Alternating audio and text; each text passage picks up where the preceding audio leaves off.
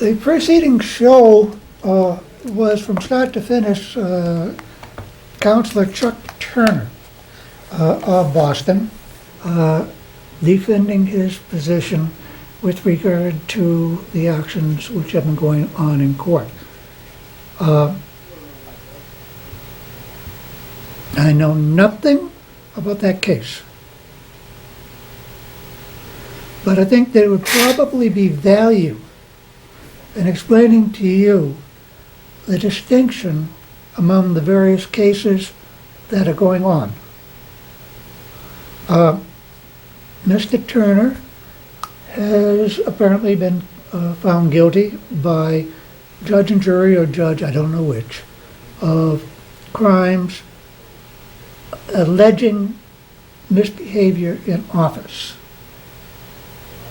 There's been a point where the Boston City Council have been talking about throwing him off the council because of the conviction. I don't know where it stands or what the timing is there. We've also been talking about situation of Councilor Walsh. Councilor Walsh was convicted of crimes in his personal life. There's a very major difference between Walsh and Turner.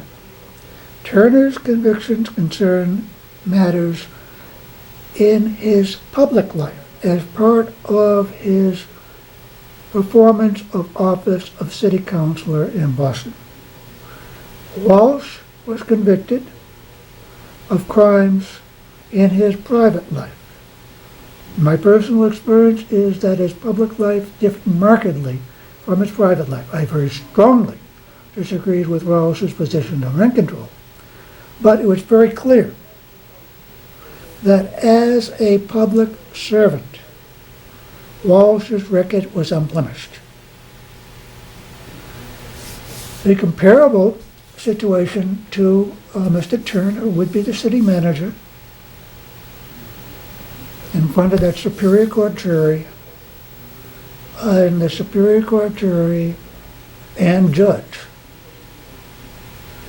in a matter of civil issues, not criminal. Turner's criminal. The city manager in matter of civil issues has been found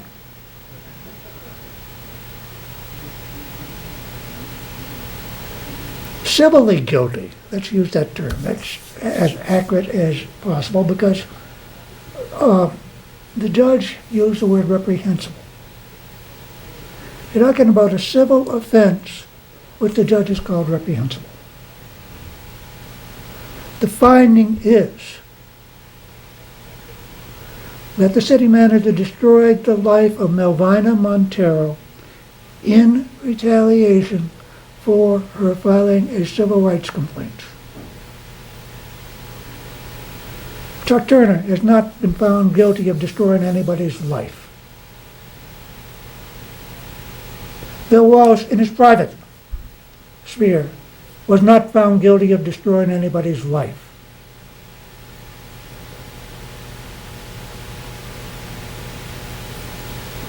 City manager has been, and it's on appeal. The Cambridge City Council has a duty to supervise the Cambridge City Manager.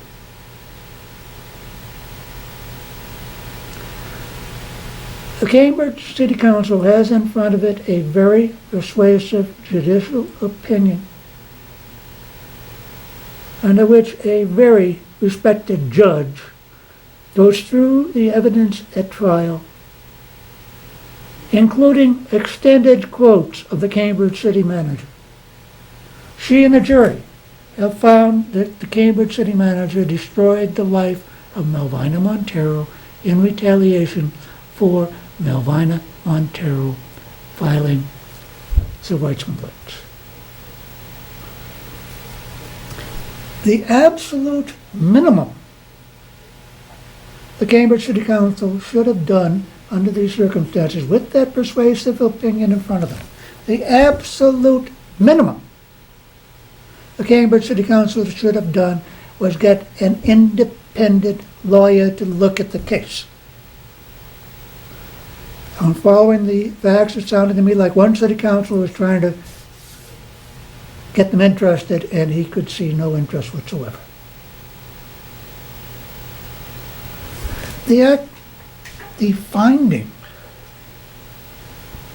of judge and jury against the Cambridge city manager are outrageous.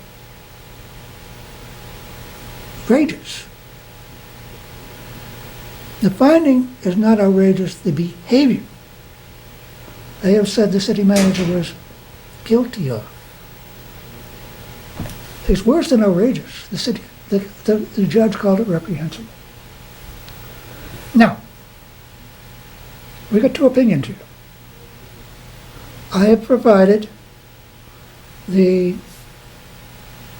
Cambridge Chronicle with the appellate decision in the Walsh case.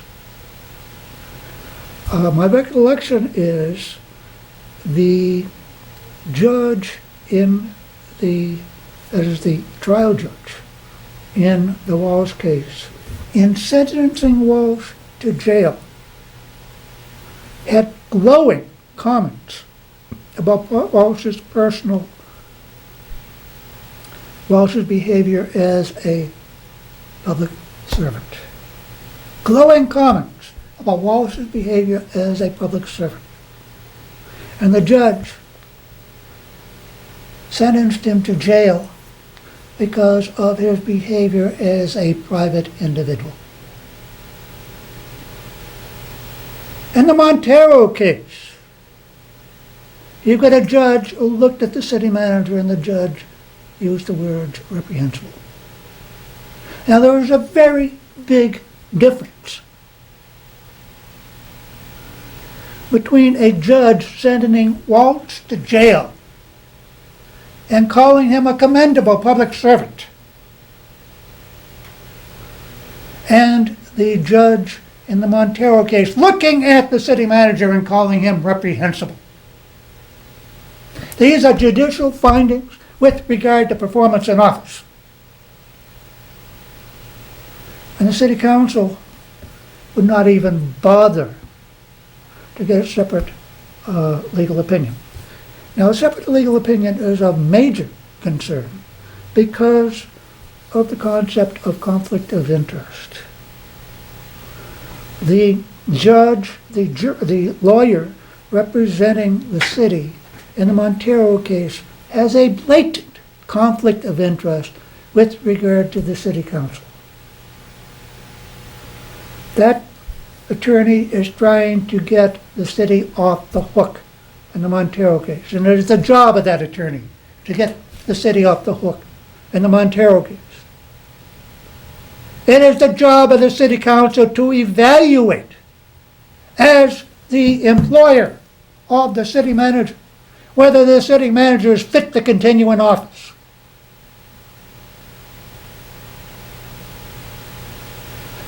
The city council has said they could care less. The absolute minimum they should have done is hire an independent lawyer to evaluate the situation. But they could care less. I'm looking at Walsh, who's been praised by the judge, who sentenced him to jail. But Walsh has been praised by the judge, who sentenced him to jail as an outstanding public servant.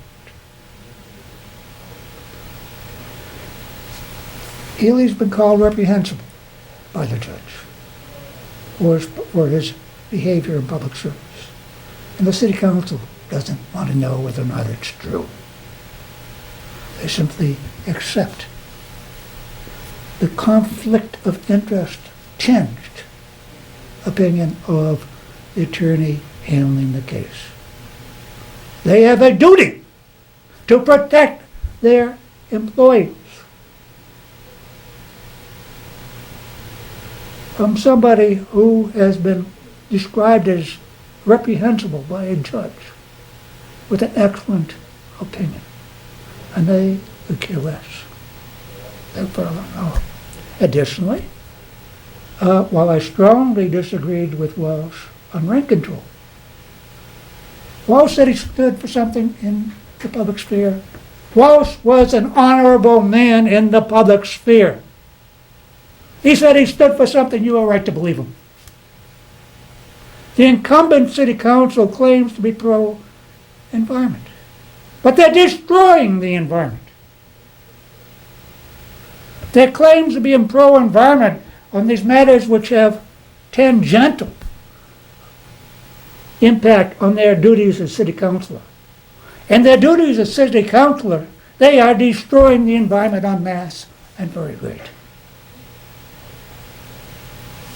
On one hand, I have Walsh, whom I disagree with very strongly on rent control, but who is an honorable public servant. On the other hand, I've got these city councilors who are playing con games on where they stand on the environment. Of course I prefer Walsh, because I know Walsh is telling me where he stands for. These people, don't be silly. What they stand for is exactly the opposite of what their people are running around claiming they stand for. They're playing shell games. They're saying, look at our fancy light bulbs, look at our mercury. Don't look at the poisons we're dumping on Magazine Beach. Don't look at the trees we're destroying at Fresh Pond. Don't look at the trees we're destroying at Alewife. Don't look at the trees we're destroying through the city manager and his friends and their friends on Memorial Drive. Because when the city council voted to dump the poisons on Magazine Beach, the city manager said, this is seed money. We're getting more for you. We're getting you these hundreds of trees being destroyed. We're getting you this heartless animal abuse. We're getting you this bizarre wall of introduced bushes. And the city council says, look at our mercury containers that we're splatting around the world. Who am I supposed to have respect for? Walsh, who stood for what he said he stood for, or these hypocrites who claim to stand for something they don't? It's not a difficult decision.